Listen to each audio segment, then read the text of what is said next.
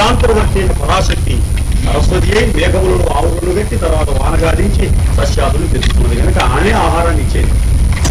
కనుక పూషేవాన్ని ఎందుకు పోల్చారంటే పురుషుడి యొక్క పోషించు శక్తిని నీవే తల్లి అని చెప్పాక. ఇందాక దేవతలందరికీ శక్తులు ఉన్నాయి, ఆ శక్తి ఎవరు ఆనే. కనుక సూర్యుడిలో పోషించే శక్తి, కంకె దొడికించే శక్తి నీది. కనుక మంచి ఆహారాన్ని అమ్మ ప్రజలందరికీ కూడా చక్కగా సస్యము పంటని ఇవ్వవలసింది అని చెప్పి ప్రార్థనించారు మహర్షి. మంచిదే కదా. మంచి ఆహారం ఎందుకు? ఆహార శుద్ధం సత్వశుద్ధి.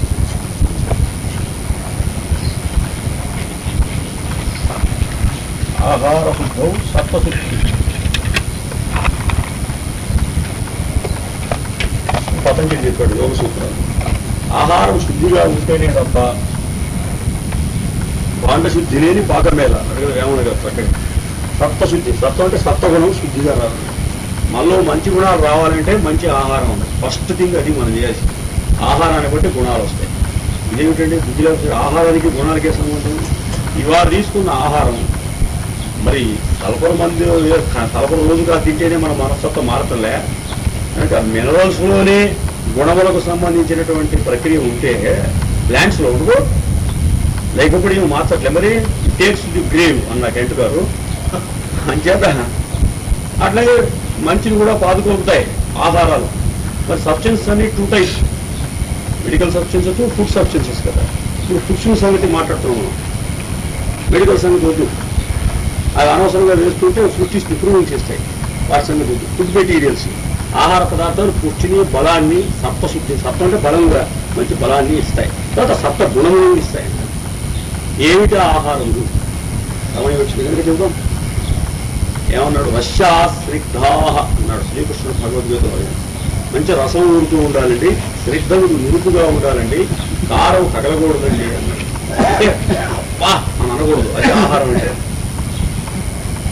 సుపుష్టాహ, దీన్ని కూడా ఆహార సాత్విక ప్రియా, ఇది సప్తగుణాలకు ఇష్టములైనవి అన్నాడు పెద్ద హోమియోపతి డాక్టర్ కృష్ణుడు. ఏమిటో చెప్తాను. సప్తగుణాహారము సాత్వికాహారము అని అంటుంటారు కొంతమంది. నో, సాత్వికాహారము లేదు అసలు.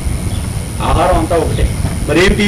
సప్తగుణులకు ఇష్టమైన ఆహారం అన్నాడు ఆయన కృష్ణుడు.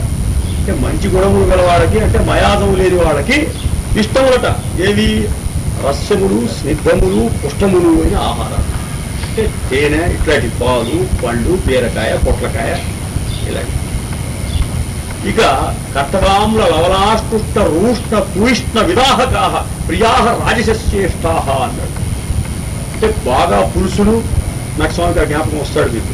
మంచి కారంగా ఉండేవి, తీర్థం మంట పండించేవి, రోష్ణం ఉమ్మనిట చూపించేవి, నక్స్వామికాలు నరకార్యాలు కలిగించేవి, విదాహక కడుపులో మంటలు అల్సర్స్ ఫ్రేమ్ చేసేవి కాదు. ఇలాంటి ఆహారములు రజోగుణ సంపన్నులకు ఇష్టములు. రజోగుణులు వాటి జోలికే పోతారు. హోమియోపతి తీరేమిటి? వస్తువు తినటం వల్ల తప్ప, అసలు వస్తువు తినాలనిపించడం తప్ప, అలాని పరికరాని వస్తువు తినాలనిపించడం తప్పు. అదే కృష్ణుడు చెబుతున్నాడు. రజోగుణం మనస్సులో ఉంది, అంటే కామక్రోధాలతో కూడిన గుణం. ఆ గుణం ఉన్నవాడికి ఇటువంటి తప్పుడు ఆహారం తినాలనిపిస్తుంది, కనుక తర్వాత రోగం వస్తుంది. కనుక రోగం దేని వస్తుంది? తప్పుడు ఆహారం తినడం వల్ల మాత్రమే కాదు, దాంట్లో ఉందనుకోండి కొంత ఆ తప్పుడుతనం, ఆ తినాలనిపించట్లో ఉంది. కాబట్టి డిసీజ్ రైస్ ఇన్ మైండ్ అని చెప్పాడు క్లియర్గా కృష్ణుడు. డాక్టర్ నేను చెప్పాను కదా, గొప్ప హీరో రాముడు, గొప్ప అసలు ఫిజిషియన్, అసలు రోగం ఎక్కడ పుట్టేదో చెప్పిన వాడు కృష్ణుడు. సరే చూద్దాం. మా బుద్ధి సంతోషిస్తూ ఉంటాడు. నేను అప్పుడప్పుడు నాకు వచ్చిన హోమియోపతి నాలెడ్జ్ చాలా బుద్ధి ఆపు పెట్టుకుని సరిగ్గా రాదు. ఆ వచ్చిన దాన్ని తీసుకొచ్చి పురాణాలతో సమన్వయిస్తూ ఉంటాను. చూసి మా EVM Acharya, the greatest doctor in భారతదేశం, నా ఉద్దేశం, ఆయన సంతోషపడుతూ ఉండేవాడు. రాజమండ్రి హోమియో క్లాసులు పాఠం చెబుతుంటే మధ్య మధ్యలో నేను ఏ పురాణాలతో సంస్థలు వాల్మీకిలో వ్యాసుల గురించి కోట్ చేసి, ఇదిగో చూడరా హోమియోపతి సిద్ధాంతం లేక ఆయుర్వేదానికి పనికొచ్చిన వాక్యం అనేది చాలా బాగుంది అంటుండేవాడు. చివరి గోదావైభవంలోంచి కూడా నువ్వు ఊరికే మీకు ఇష్టమైతే చెబుతాను వాక్యం, హోమియోపతి థీరీ ఉందని చూపించాను. చాలా ఆనందపడ్డారు ఆ రోజు సభ్యులంతా. ఏమిటంటే, ఏమి లేనట్టి గగనాన జిమిడియుండి అన్ని ఉన్నట్టి భూమిని అవతరింతు. ఏమీ లేదనుకునే ఆకాశంలో దాగి ఉంటాను, అన్నీ ఉన్నాయనుకునే భూమిలోకి అవతరిస్తాను ఒక రూపంతో ఉన్నాడు కృష్ణుడు. ఈజ్ అంతే, డిసీజ్ అంతే. ఈజ్ అంటే హాయిగా ఉండడం, స్వస్థత. హెల్త్ అనేటువంటిది ఎక్కడ ఉంటుంది? ఏమీ లేదు, దాని శరీరంలో అన్నీ ఉన్నాయి అనుకుంటాం, కండ మాంసం అనేది. మనస్సు ఏముంది అనుకుంటాం? మనస్సు, ఇంటలెక్ట్, దాని అవతల హార్ట్, ఆయామ లెవెల్లో ఆనందమయ క్వశ్చన్ దగ్గర ఉంటుంది ఈజ్ అనేది. శరీరం కూడా అప్పుడు ఆరోగ్యం ఉంటుంది. అది యాజ్ అబౌవ్ సో బిలో. అట్లా కాకుండా మానసికమైన కక్షలో, బుద్ధిమయ కక్షలో, ఆనందమయ కక్షలో దెబ్బతిన్నాడు అనుకోండి, డిసీజ్ ఎక్కింది అనుకోండి, డిసీజ్ అది ఎక్కింది అనుకోండి, ఏమీ లేదనుకునే గగనం నుంచి భూమి మీదకి దిగి వస్తున్నాడు అంటే దేహం మీదకి రోగం వస్తున్నాడు, డిసెండ్ అవుతుంది రోగం అని చెప్పాడు అని గోదావరిలో మాస్టర్ గారి వాక్యం అని చెప్పాను.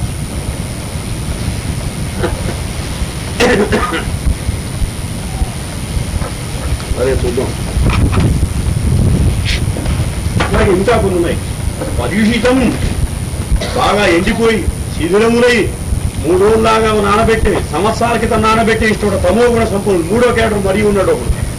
అంటే ఇప్పుడు ఎండాకాలంలో ఆవకాయ పచ్చడి చేస్తాం, వచ్చే సంవత్సరం దాకా తింటూనే ఉంటాం. తెలుగు వాళ్ళు పెద్ద తమో కూడా కూరగాయ పచ్చళ్ళు మనకు తెలుసు. అప్పడాలు, వడియాలు చాలా ఇష్టం. నక్షమైకో వాడు ఎవరిదన్న వాడెంబడి మనం ఊరికి పోతే అన్నం తిందామంటే ఎందుకు 2 అప్పడాలు 4 వడియాలు వేసుకుని ఒక టీ తాగి పడుకుందాం. ప్రసాద్ గారికి నాకు కృష్ణ గారు పెట్టిన కూరటి అవకాశం చాలా బాధాకరం. భరద్వాజుడిని ఒక మహర్షి ఉన్నాడు, ఆయుర్వేదానికి కర్త. ఆయన దగ్గర కొన్నాళ్ళు శుశ్రూష చేసి ఆయన ఆశ్రమంలో విద్యలు నేర్చుకుని పోయినారు కొందరు ఋషులు. అప్పుడు బాగానే ఉన్నారు బలంగా. పోయి ఎక్కడికి పోయినారు? పట్నవాసంలో పోయి వీళ్ళు నేర్చుకున్న విద్యను టౌన్లో వాళ్ళకి చెబుదామని క్లాసులు పెట్టారు. పెడితే అక్కడ మీల్స్ అరేంజ్ చేశారు వాళ్ళ శిష్యులు ముఖ్యంగా రాజులు, ధనవంతులను, మార్వాడీలు, వాళ్ళు. అక్కడంతా పంపు నీళ్లు తెలుసుగా, క్లోరిన్ వాటరు, డైరెక్ట్ నీళ్ళు, సెలయేటి నీరు లేదుగా, నది వాటర్ లేదు. సరే అక్కడ అన్న సంవత్సరం క్రితం దాచిపెట్టినట్టు ఊరగాయలు అవన్నీ వేసి పెట్టారు. ఏదో వేయించినటువంటి కూరలు, ఉడికించిన కూరలు అవన్నీ పెట్టారు. తిన్నారు. వచ్చారు మళ్ళా భరద్వాజుడి దగ్గరికి. ఏమిట్రా ఇట్లా ఉన్నారు? చక్కిలాల్లాగా, వడియాల్లాగా, అప్పడాల్లాగా. నా దగ్గర ఉన్నప్పుడు బాగానే ఉన్నారేమిరా అంటే, బహుశా మీరు ఏమన్నా టౌన్స్లోకి వెళ్ళి క్లాసులు పెట్టారా అన్నట్టు. నిజమే బాబు. కాబట్టి ఆ మందు ఏమన్నా ఇవ్వండి భరద్వాజ మనిషి, మాకేమన్నా చవనప్రాస ఇస్తారా, వసంత కుసుమాకరం, సిద్ధమకర ధ్వజం ప్రసాదిస్తారా, నోరు మూసుకొని ఇక్కడ సెలయేట్లో పడిగే నీళ్లు డైరెక్ట్గా నీళ్లు తాగండి, తెల్లారసలు చేసి స్నానం చేయండి, గమ్ముల దాంట్లో హాయిగా ఇక్కడ పెట్టుట డైరెక్ట్గా కాయలు, కూరలు, పండ్లు, శుభ్రం కందమూల ఫలాలు నేచురల్గా ఉన్నవి తినండిరా. 20 రోజులు మళ్ళీ ఒరిజినల్ స్ట్రెంగ్త్ వస్తుంది. మీకు మందు అక్కర్లేదు, మీకు బొంద అక్కడ కూర్చోండి. కొన్నిటికి మందు అక్కర్లేదు. ఆయుర్వేదంలో మొదటి కథ ఇది. మనకు అనంతకృష్ణ గారు చెప్పవలసిన కథ నేను చెప్పాను. దీన్ని చాలా వివరంగా అనుకున్న కథ నేను కొద్దిలో మీకు చెప్పాను. మనకు ఆ వేయించిన కూరలే ఇష్టం, వంకాయ వేయిస్తేనే ఇష్టం, బంగాళదుంపలు కూడా బాగా వేయిస్తేనే ఇష్టం. మంచి కారం మ్యాథ్స్ గారు అంటుండేవారు. ఆవకాయ తింటూ ఉంటేనట 4 మంట అంటుంటే కళంబ నీళ్ళు వస్తూ అయినా సరే అదే తింటారంట. అదే తినాలంట. రజోగుణం యొక్క లక్షణం. అల్సర్ రాని, క్యాన్సర్ రాని, ఆమెన కానీ కిడ్నీస్ చెడిపోని, మజ్జిగ తాగకపోతే కిడ్నీస్ చెడిపోతాయి. అయినా తెలిసిన మజ్జిగ తాగడవాడు. మంచి పని ఎట్లా చేస్తాం? సంవత్సరం చేయాలి కానీ చెడిపోతే మన దేహం. సరే కనుక మంచి ఆహారము, మంచి సత్తాగుణము తెలుసును అని చెప్పారు. ఇవాళ తిన్న ఆహారం 28 రోజున మనస్సులోని భావముగా పరిణమించునని చెప్పాడు పతంజలి గారు, నేను గారు. అదేంటి డేట్ ఒకటి ఉన్నాయండి దానికి. అవును, చంద్రుడి యొక్క పరిభ్రమణ మార్గం 27 నక్షత్రాలు కదా. ఇవాళ తింటే ఇవాళ ఏ నక్షత్రం తింటే మళ్ళా ఈ నక్షత్రం వస్తుంది కదా. అప్పటికి మనస్సులో భావంగా మారుతున్నట్టు ఈ తిన్న ఆహారం. ఫుడ్ ఎస్టిమినేట్ అయి ప్రాణంగా అయి మనస్సులోకి వెళ్తున్నది. కనుక జాగ్రత్త. ఇవాళ ఉల్లిపాయలు బాగా దట్టించి తింటే ఇవాడే రాదు, 28 రోజులు దంచుతుంది నీలో. కామము, క్రోధము దంచుతుంది అప్పుడు. సరే చూద్దాం. కనుక సప్త సంపత్తి రావాలంటే మంచి ఆహారం తీసుకోవాలి. ఈ శ్లోకాన్ని నేను పతంజలిలో చదవలేదు. మొట్టమొదట మహాత్ముడు అంటే గాంధీజీ, ఆయనే మహాత్ముడు. ఈ శతాబ్దంలో మహాత్ముడు మై ఎక్స్పెరిమెంట్స్ విత్ ట్రూత్ అనేటువంటి తన స్వీయ చరిత్రలో ఒక్కొక్క చాప్టర్కి ఒక హెడ్డింగ్ పెట్టాడు ఆయన. అంటే ఎట్లా తాను యోగ సాధన చేసుకుంటూ ముందుకు వెళ్ళాడు. ఒక చాప్టర్కి నిర్బల్కే బలరా అని చెప్పి ఒక చాప్టర్ పేరు. అంటే బలము లేని వారికి రాముడే బలం. అట్లాగే ఒక చాప్టర్కి ఆహార శుద్ధం సత్వశుద్ధి ఇది పెట్టాడు. అంటే ఆయన ఆహారం కంట్రోల్ చేసి ఎట్లా సత్వగుణాన్ని సంపాదించుకున్నాడు పెట్టాడు. ఇంకో చాప్టర్కి అహింసా ప్రతిష్టాయో తత్సన్నిధో వైరత్యాగ పతంజలి శ్లోకం. పతంజలిలో ఎక్స్పర్ట్ గాంధీ, పిచ్చుకున్నవాడు కాదు. అంటే అహింసను ప్రతిష్ఠించుకున్న వాడి ఎదుట ఎవరికి ద్వేషం ఉండదు. ఇలాగే హెడ్డింగ్స్ ఉంటాయి. తర్వాత 18 చూడవచ్చు. సరే, ఇలాంటి మంచి ఆహారాన్ని మాకు ఇవ్వమా అని సరస్వతీదేవి ఈ మహర్షి అడుగుతున్నాడు. మంచి ఆహారం అడిగాడంటేనే అసలు కాస్త మయాసం ఫ్రీ అనమాట. మంచి ఆహారము కావాలని అనిపించాలంటే మంచి మనసు కావద్దు. ముందు మనకు మయాసం ఫ్రీ మైండ్ కావాలి కదా. అందుకని అలాంటి మైండ్ కూడా ముందు ఇవ్వమా అని అడుగుతుంది. దానికి ఏమిటో ఉదాహరణ చూద్దాం. మంచి ఆహారం అంటే ఆహారంలో ఉన్నటువంటి మురికిని అపరిశుభ్రతను కడిగివేసి శుభ్రపరిచి చక్కగా శుభ్రంగా వండుకున్నటువంటి ఆహారం. అది లేకపోతే పాకం అనవసరం ఉన్నాడు వేమన గారు. ఆత్మశుద్ధి లేని ఆచారం మీద, బాండశుద్ధి లేని పాకం మీద. అదేవిధంగా ఏ విధంగా అయితే విత్తనాలను కంకెల నుంచి సేకరించిన తర్వాత పొట్టును తొలగించి చక్కగా వాటిని కడిగి శుభ్రంగా వండుకుంటాము మంచి పాత్రల మీద, అలాగే మాకు వచ్చినటువంటి చదువు, జ్ఞానం, మాకు పూర్వం నుంచి వచ్చినటువంటి సంస్కారములు కొన్ని ఉంటాయి. మా హృదయంలో కొన్ని సంకల్పాలు వస్తాయి. అవి మనసులోకి అభిప్రాయాలకు వస్తాయి. అభిప్రాయాలు నోట్లోంచి వాక్కులకు వస్తాయి. ఆ వచ్చిన వాక్కులు శరీరంతో ఆచరణలో పెడతాం. ఇంత గందరగోళం ఉందని నువ్వేం చేస్తావంటే, హృదయంలో సంకల్పం వచ్చినప్పుడే కనుక చెడుదైతే మొత్తం చెడు వరుసగా పరిణమిస్తుంది. ఆ చెడుని సరిదిద్దే సంస్కరించు, రిఫర్మేషన్ ఇవ్వు మాకు. సంస్కరించి మా అభిప్రాయములలో ఉన్న మురికిని తొలగించి మంచి మంచి భావాలు మాకు ప్రసాదించి మంచి సంస్కారములను మా హృదయాల్లో నింపమ్మా. చెడలవాటు ఒకటి మంచి సంస్కారాలు ఇవ్వు అన్నాడు. అదేనమాట అడుగుతాడు. అది వస్తే ఆహారం కూడా మంచిది కావాలని అనిపిస్తుంది. లేకపోతే ఆహారం కల్తీదే మనం కోరుతూ ఉంటాం. మన కోరికలు బట్టే కదా వాడు తయారు చేస్తుంది. బియ్యపురాల ఫ్యాక్టరీస్ ఉన్నాయి. వాటి గవర్నమెంట్ శాంక్షన్ కూడా ఇచ్చిందంటే మనం ఆ ప్రభుత్వాన్ని ఎన్నుకున్నామంటే మనం ఎట్టాటి వాళ్ళం అనమాట. మరి కొంతమంది ఉంటారు, పాలిష్ బాగా పెడితే కానీ ఇష్టం ఉండదు. పట్టుబట్టని బాగా పట్టుబట్టని గోవిందా ఏముండదు అక్కడ. తప్పుడు బియ్యంగా అసలే మరో బియ్యం దాని మీద బాగా పాలిష్ పట్టాలంట. ఆడవాళ్ళకి అది ఇష్టం ఉన్నది. మోడర్న్ లేడీస్కి తొందరలో మృత్యుదేవతకు దారి వేసుకోవటం నిచ్చెన తొందరగా వేస్తున్నారు లిఫ్ట్ సిస్టమ్ మీద. అట్లాగే ఒక ఆయన ఫ్రిడ్జ్లో ఏమిటో కూరగాయలు అవన్నీ పెడుతూ ఉంటారు కదా, మంచిగా అవన్నీ పెడుతూ ఉంటే నేను వారిని అడిగా, అయ్యా ఫ్రిడ్జ్లో మనిషిని పెడితే ఎలా ఉంటుందని అడిగా. నేను ఇదేనండి చూడయ్యా, ఫ్రిడ్జ్లో కూరగాయలు పెట్టినట్టు మనిషిని పెట్టి దూర్చువాడు. కూరగాయలు పెట్టి బయటికి వచ్చిన తర్వాత ఫ్రిడ్జ్లోంచి వస్తే ఫ్రెష్గా ఉంటాయి, బహు నవనవలాడుతుంటాయి అన్నాడు ఆయన నాతో. మంచిది మనిషి కూడా పెట్టు నవనవలాడుతుంటాయి. అంటే ఏమిటి, మనిషి పోతాడు శాంతి. మరి నవనవలాడుతుంటేనేమి, లెనిన్ గారి శవం నవనవలాడుతుంది ఇప్పటికి కూడా. లెనిన్ గారిలో చచ్చిపోయి 60 ఏళ్ళు అయింది. అయినా ఏం చేశారు, ఏదో గ్యాసెస్ యాసిడ్స్ లో పెట్టేశారు. ఆ శవం నవనవలాడుతుంటుంది. విదేశాల నుంచి ఎవరు రాగానే లెనిన్ చూపిస్తారు. రాముణ్ణి ఆరాధించడం తప్పుట, విగ్రహారాధన పనికిరాదు, మూర్ఖులు భారతీయులు. లెనిన్ గారు చచ్చిపోయిన శవాన్ని 60 ఏళ్ళు పెట్టుకుని ఆరాధించవచ్చు. నేను కమ్యూనిస్టులు ఒకసారి ఈ ప్రశ్న వేస్తే ఏంటి చెప్పు దీనికి సమాధానం దమ్ముంటే. ఇక్కడ వచ్చి కేకలేవా ఊరికే. మాస్కోలో రామాయణం మీద నాటకాలు వేసి మీరు చూడొచ్చా, ఇక్కడేమో రామాయణం అంతా బూతులు అని చెప్పి మీరు పుస్తకాలు రాయిస్తారు డబ్బులు ఇచ్చి. బుద్ధి వివేకులు సిన్సియర్గా నమ్మితే నమ్మని, లేకపోతే తీసిపారండి అంతే అని తమాషగా అంటూ ఉంటాం. సరే చూద్దాం. కనుక మనిషి శవం అయిపోతున్నాడు. అట్లాగే ఫ్రిడ్జ్లో పోయిన కూరగాయలు కూడా శవప్రాయాలు అవుతాయి. అయినా నవనవలాడతాయి. ఎందుకు, ఫ్రిడ్జ్లో పెట్టావు కనుక నవనవలాడతాయి. కానీ లోపల మాత్రం జీవశక్తి ఉండదు. మనిషిలోంచి ప్రాణం ఎట్టబోతూ కూరగాయలు కూడా లోపల జీవశక్తి ఉంటుంది కదా, అది నశిస్తుంది. శక్తి పోయినటువంటి శవములు తింటాం. మాస్టర్ గారు అంటుండేవారు, ఫ్రిడ్జ్లోంచి తీసినటువంటి కూరగాయ ఏమిటంటే కూర యొక్క శవం, వంకాయ శవం, బెండకాయ శవం అని అంటూ ఉండేవారు. శవములు తింటూ శవఖాదనులు అన్నారు వాళ్ళు అని చెప్పారు. అని ఇట్లా నేను చెబితే ఆయన నన్ను కోపించారు. అసలు ఆ ఫ్రిడ్జ్ యొక్క కాన్సెప్ట్ మీకు తెలియని అజ్ఞానం వల్ల ఇట్లా మాట్లాడుతున్నారు. నమస్కారం. ఏం చెప్తాను, హిమాలయ పర్వతములలో ఋషులు అక్కడ వసించినప్పుడు పర్వతారణ్య శివులు ఉన్న కందమూల ఫలాదులు తిన్నప్పుడు అవి మంచుకు ఎఫెక్ట్ కాలేదా? అట్లే ఇక్కడ ఫ్రిడ్జ్లో ఎఫెక్ట్ అయినాయి. ఇదే వేదాంతం బాగా ముదురు పాకానికి వస్తే రోకలికి రోకలి తీసుకొస్తే తాకు చూడమన్నాడు ఎవడు. అదంతే అలా ఉంది. సరే, ఇప్పుడు కూడా దంతాల వ్యవహారమే. ప్రదా పూజేవనస్సని అంటే మా దంతముల మధ్య మంచి ఆహారం పెట్టు. అలాగే అంటే పొట్టు తొలగించిన మురికి తొలగింపబడిన మంచి ఆహారం, రాళ్ళు వీళ్ళు ఉంటాయిగా, తొలగించుకున్న ఆహారం తినాలి మనం, అవి కలిపి తినకూడదు. అట్లాగే మాలో వచ్చిన సంస్కారములను శుద్ధి గావించి మాలో ఉన్న అభిప్రాయములను సంస్కరించి చక్కగా మాకు మంచి జ్ఞానం, అప్పుడు మంచి జ్ఞానం వస్తుంది, మంచి పవిత్ర హృదయం వస్తుంది. పవిత్రమైన హృదయాన్ని, మంచి బ్రహ్మజ్ఞానం అనే దాన్ని మా పలువరస మధ్య నిలుపు తల్లి అంటే మన దంతాల మధ్య ఎప్పుడు ఏముండాలట, మంచి సంస్కారాలు, మంచి జ్ఞానం ఉండాలట. అంటే వాక్కులు బయటికి అప్పుడు చక్కని సంస్కారయుతములైన శుద్ధ వాక్కులు వస్తాయి.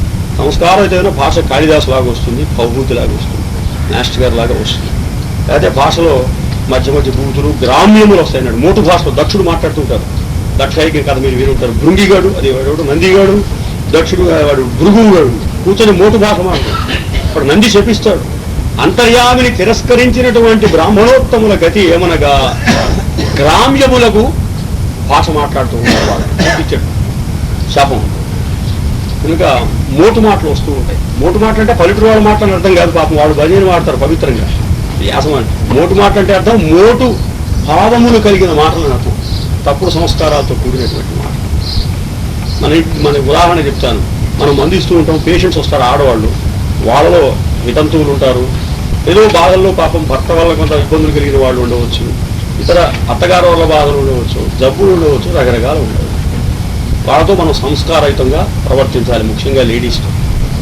లేకపోతే సంస్కారం మంది ముఖ్యంగా బయటపడేది ఎక్కడంటే లేడీస్తో. నీ ఆఫీసర్ దగ్గర సంస్కారం సహజంగా ఉంటుంది, నోరు మూసుకుని ఉంటుంది, లేకపోతే జీతం ఉండదు, ఇంక్రిమెంట్ కాదు, ఏడ్చినట్టు చచ్చినట్టు ఉంటావు ఆఫీసర్ దగ్గర బానిస బుద్ధితో, నోరు మూసుకొని ఉంటావు. ప్యూన్ దగ్గర నీ సంస్కారం బయటపడుతుంది, నీ భార్య దగ్గర నీ సంస్కారం బయటపడుతుంది, నీ తల్లి దగ్గర సంస్కారం బయటపడుతుంది. తల్లి దగ్గర కూడా కొంత లేకపోతే అన్నం పెడదామని భయం కొంత అవుతుంది. భార్య దగ్గర నీ సంస్కారం పడుతుంది. How do you deal with your wife, ఆమెను ఎంతగా గౌరవిస్తాను. అట్లాగే మనకంటే తక్కువ వాళ్ళ దగ్గర నీ సంస్కారం బయటపడుతుంది. ప్యూన్ దగ్గర వాళ్ళ దగ్గర బయటపడుతుంది, వాళ్ళని ఎంత మర్యాదగా చూస్తున్నాం. మనం పూజ చేసుకుంటున్నాం, ఆఫీసర్ గారు రమ్మంటున్నారని జవాన్ వచ్చాడు, కబురు వచ్చి చచ్చినట్టు పోతావు. ఎవరి కోసం పోతావు? పూజ గీజ తీసిపోయి. అదే పూజ మధ్యలో ఏమండి ఆకలిస్తుంది, కాస్త ఇడ్లీ తెచ్చి పెట్టని, వాళ్ళు నాకు ఓపిక లేదని కనుక అంటే చాలా నరమై అని భార్య రావు. లేదా నిజంగానే ఎవడన్నా పేషెంట్ వచ్చి అయ్యా ఉందంటే ఆకు కాసేపా పూజ చేస్తుంటే ఆ మాత్రం గుర్తు లేదు అనగలరు. ఇంతలోనే ప్రిన్సిపాల్ గారు రమ్మంటున్నారు, పున్నయ్య గారిని అన్నాడు, మొత్తం ఎగిరిపో. అది సంస్కారం కాదు, అది చచ్చిన బలవంతం. అది సంస్కారం హృదయంలోంచి రావాలి. అటువంటి మంచి వాక్కుతో, సంస్కారంతో కూడిన వాక్కులు మా పలువరుస మధ్య ఎప్పుడు ఆడించమ్మా అన్నారు. కనుక మంచి ఆహారం ఎంతో, మంచి వాక్కు కూడా అంతే. ఈ రెండు పళ్ళ మధ్యలోంచే వస్తాయి. ఈ రెండింటినీ ప్రసాదింపు తల్లి అని చెప్పి ఇక్కడ మహర్షి కోరుతూ ఉన్నాడు. మళ్ళీ ఒకసారి చెప్పండి. తందే దేవి సరస్వతి వాజేభిర్వాజినీపతి హీనామవిత్ర్యవతు యస్మాదేవి సరస్వతి ఉపూతే ధనే హితే ఇంద్రం న వృత్రతూర్యే త్వం దేవి సరస్వత్యమావాజేషు వాజిని తదా పూషే వనః సనిం ఉతస్యానః సరస్వతి హోరాహిరణ్యవర్తనిః రుద్రగ్రీవష్టి సుష్టుతిం యస్యా అనంతో అహృదస్తు ఏషశ్చరిష్ణురర్ణవః అమశ్చరతిరోరువత్ సా నో విశ్వా అతిద్విషః స్వశ్రోరన్యా ఋతావరీ అతన్నహేవ సూర్యః ఉత నః ప్రియా ప్రియాసు సప్తస్వసాసు జుష్టా సరస్వతీ స్తోభ్యాభూత్ పాపృషీ పార్థివాని పురురజో అంతరిక్షం సరస్వతీ విరస్పాతు రిషధస్థా సప్తధాతు పంచఘాతా వర్ధయంతి వాజే వాజే హవ్యాభూత్ ప్రయామహిమ్నా మహినా సుచేకితే. నా పైన రెండు ఉన్నాయి, ఒకటి కొట్టేసి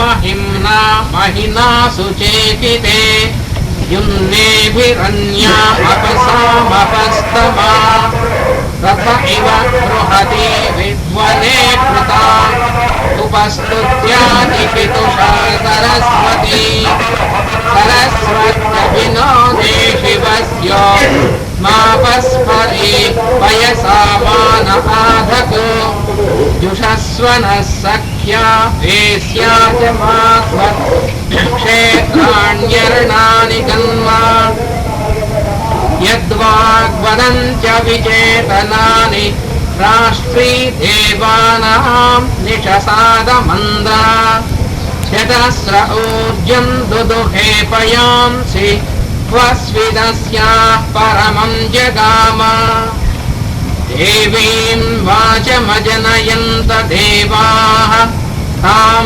विश्वरूपा पशवो वदन्ति सा नो मन्द्रेशमोर्जं दुहाना धेनुर्वागस्मान् उपसुष्टुतैतो चत्वारि वाक्परिमिता पदानि तानि विदुर्ब्राह्मणा ये मनीषिणः गुहात्रीणि निहितानेऽङ्गयन्ति तुरीयं वाचो मनुष्याः वदन्ति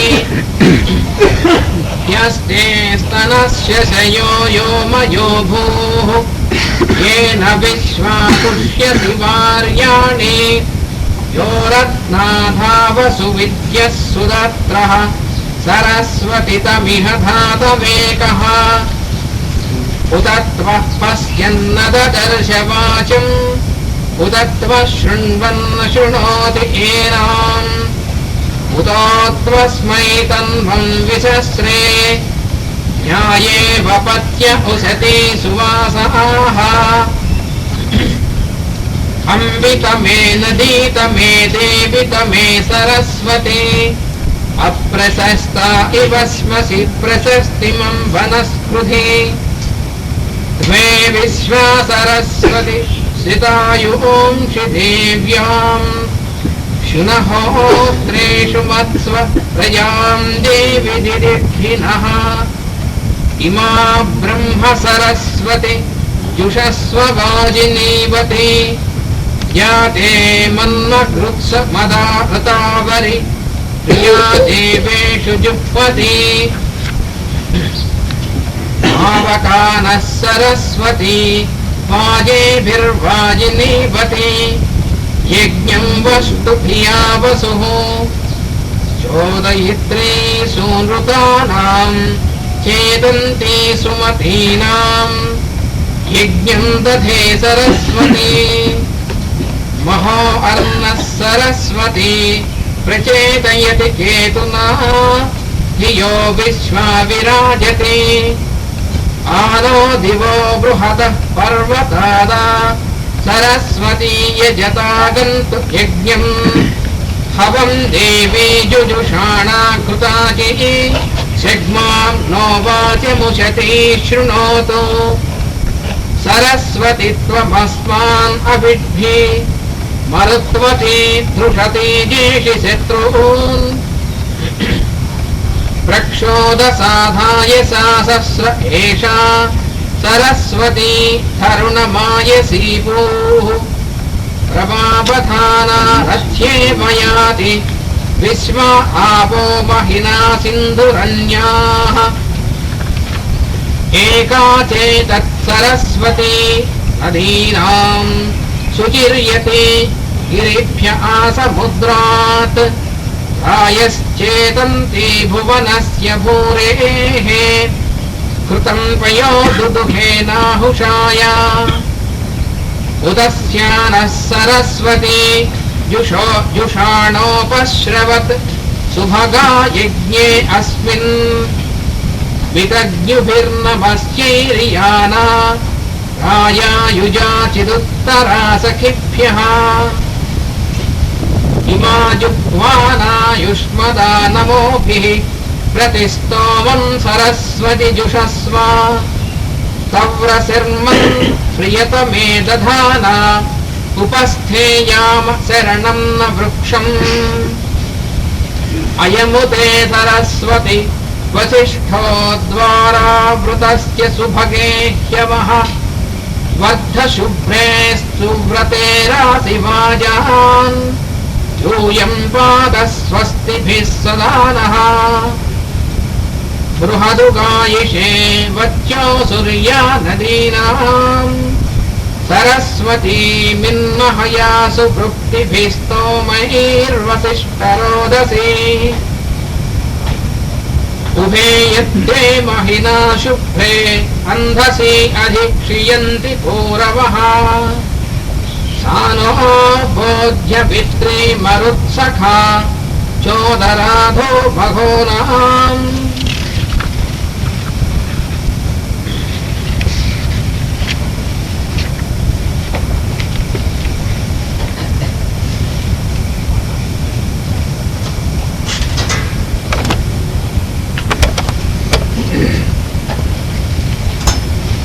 సరస్వతి యొక్క ఉపాసన చాలా ముఖ్యమైనదిగా మనకి ఋగ్వేదంలో వేద సంప్రదాయం నుంచి ఇవ్వబడింది. సరస్వతి అనేటువంటి పేరులోనే ఒక విశేషం ఉంది. సర అనేటువంటి మాటకి అర్థం ఏమిటంటే సంస్కృతంలో సర ప్రసరణే అంటే ప్రసరించునట్టిది, అంటే ప్రవహించునట్టిది, అది సర అనేటువంటి మాటకి అర్థం. అంటే ప్రసరించడం అనేటువంటి శక్తి ఏదైతే ఉందో ఆ శక్తే సరస్వతి అనేటువంటిది మనకు ఋగ్వేదం చెప్తోంది. ప్రసరించుట అంటే ఒక చోట నుంచి ఒక చోటుకి. మరి వాక్కు అనేటువంటిది, శబ్దం అనేటువంటిది ఎలా ప్రసరిస్తుంది? ప్రసరించేటువంటివి మనకు చాలా ఉన్నాయి. ప్రవహించేటువంటివి నీరు, నది ప్రవహిస్తూ ఉంటుంది. ఒక పర్వతం మీద పడి అక్కడి నుంచి ఇంకా కిందకు వచ్చి, అక్కడి నుంచి మైదానాల్లోకి వచ్చి, అక్కడి నుంచి సముద్రంలోకి వెళ్ళి ప్రవహిస్తూ ఉంటుంది. నదీ ప్రవాహాన్ని చూస్తూ ఉంటాం మనం. అలాగే నది ప్రవాహం మన కంటికి కనిపిస్తూ ఉంటుంది. మన కంటికి కనిపించకుండా ప్రవహించేటువంటిది చాలా ఉన్నాయి. ఎక్కువ మన కంటికి కనిపించడమే ఎక్కువ ఉంటాయి, కనిపించేటువంటివి తక్కువ ఉంటాయి. ఎందువల్లంటే మొత్తం అసలు ఉన్నటువంటి వాటిల్లో కొంచెం భాగం మాత్రమే మన ఈ కంటికి కనిపిస్తుంది. దానికి కారణం ఏమిటంటే సూర్యుడి నుంచి వచ్చేటువంటి వెలుగు ఏదైతే ఉందో, కిరణాలు, ఆ వచ్చేటువంటి వాటిల్లో మొత్తం కిరణాలు కనుక ప్రసరించి ఉన్నట్టయితే మనం పూర్తిగా ఉండేవాళ్ళం కాదు. మన భూమి కానీ మనం కానీ ఉండం. అందుకని ఆ వచ్చేటువంటి వాటిల్లో ఒక 7 మాత్రమే మన భూమి మీదకి ప్రసరించేట్టుగా ఏర్పాటు చేశారు. ఆ చేసిన వారు ఎవరంటే విశ్వకర్మ. అందుకనే మన వేదంలో ఒక తమాషా అయినటువంటి కథ ఒకటి ఉంది. విశ్వకర్మ గారు ఏం చేశారంటే, ప్రజాపతి గారు, ఆయనకి 100 మంది కూతుళ్ళు ఉన్నారు. వాళ్ళకి ఏం పోయింది, వాళ్ళకేం ఇప్పట్లో దారిద్ర్యం లేదు. అమ్మాయి పుడితే అయ్యో అమ్మాయి పుట్టిందా అని ఏడవలసినటువంటి భయం లేదు వాళ్ళకి. ఆ భయాలు లేనటువంటి వాడు. ఒక అమ్మాయి పుడితేనే ఏడుస్తాం మనం, అలా కాకుండా 100 మంది ఉన్నారు ఆయన. అయితే ఎలాగే 100 మందికి అల్లుడిని వెతుక్కోవడం అనే దారిద్ర్యం ఆయనకి లేదు. ఆ అమ్మాయిలు ఏం చేశారంటే, ఈ మొత్తం సృష్టికి వెలుగుచ్చేటువంటి సూర్యుడికి ఇచ్చి పెళ్లి చేశాడు. అంత గొప్ప అల్లుడు ఉంటే వెతుక్కోవాల్సిన పని ఏమిటి? అందుకని సూర్యుడి కంటే ప్రతిభావంతులైన అల్లుడు ఎక్కడ ఉండడు కదా. అందుకని ఆ అల్లుడికి ఇచ్చి పెళ్లి చేసేట ఈ 100 మందిని కూడా. 100 మందికి 100 మంది అల్లుడిని అక్కడ లేకుండా మొత్తం ఒకడికే చూసి ఇచ్చేసాడు మొత్తం 100 మందిని. ఆ 100 మందిని భరించగలిగేటువంటి శక్తి ఉన్నవాడు కాబట్టి ఆయనకి ఇచ్చి చేశాడు. అది సూర్యుడిలో ఉన్నటువంటి విశేషం. ఇదంతా కూడా ఒక తమాషా అయినటువంటి కథ అన్నమాట.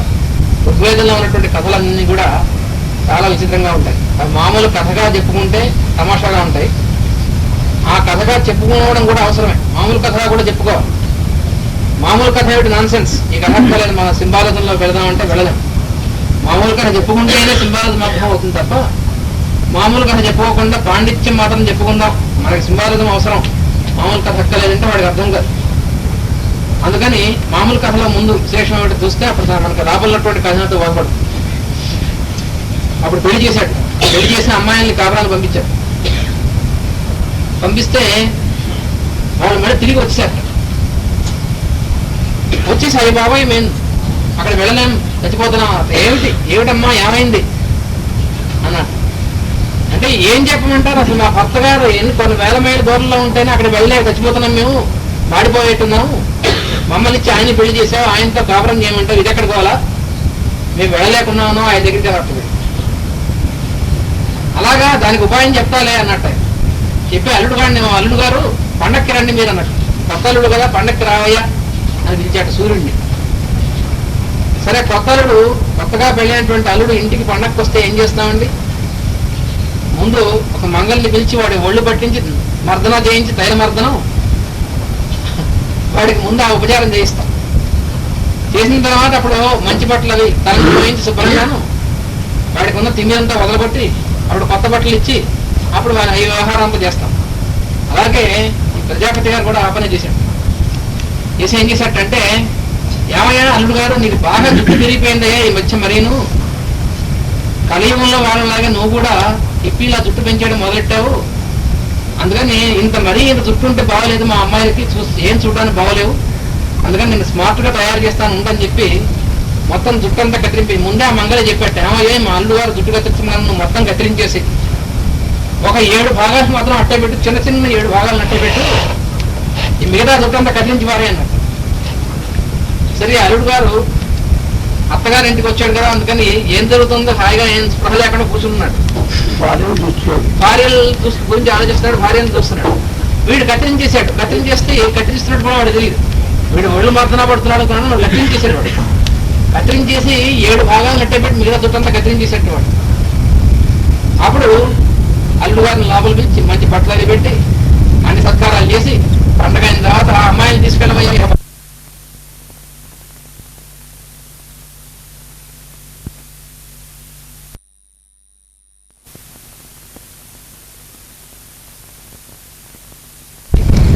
ఇదంతా ఏమిటంటే,